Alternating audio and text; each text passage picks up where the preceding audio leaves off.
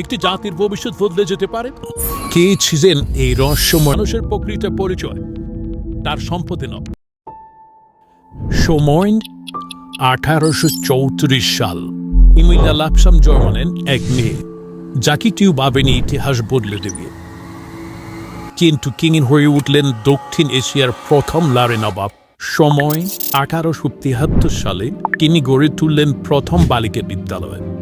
যখন সমাজ নারীদেরকে ঘর থেকে বের হতে দিত না, আর 1903 সালে তিনি চলে গেলেও রেখে দিলেন এমন এক বিপ্লব যা আজও বেঁচে আছে হাজার মানুষের জীবন।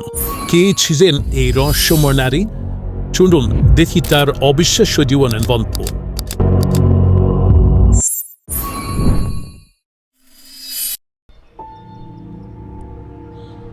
কখনো কি ভেবেছেন একজন নারীর স্বপ্ন একটি জাতির ভবিষ্যৎ বদলে যেতে পারে?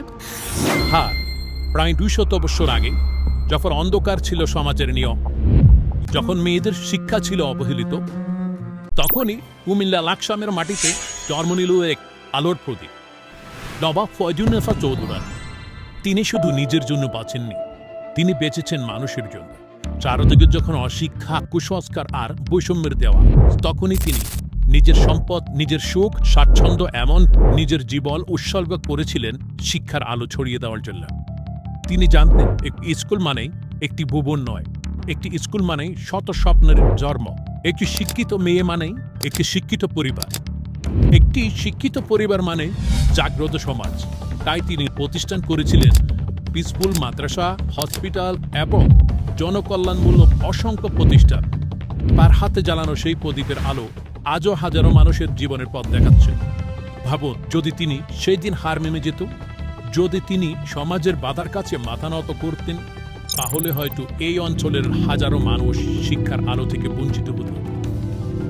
মানুষের প্রকৃত পরিচয় তার সম্পদে নয়, রেখে যাওয়া কর্মে। আর সেই কর্মের কারণেই তিনি বেঁচে আছেন প্রতিটি মানুষের হৃদয়ে। যতদিন শিক্ষা থাকবে, যতদিন মানুষ স্বপ্ন দেখবে, ততদিনই একটা নাম উচ্চারণ হবে, নবাব ফয়জুন্নেসা চৌধুরী। তিনি একজন নারী নন, তিনি একটি বিপ্লব, একটি ইতিহাস, একটি অনুপ্রেরণা। তাই স্বপ্ন দেখুন, সংগ্রাম করুন, মানুষের জন্য কিছু রেখে যান, তবে হবে জীবন অমর।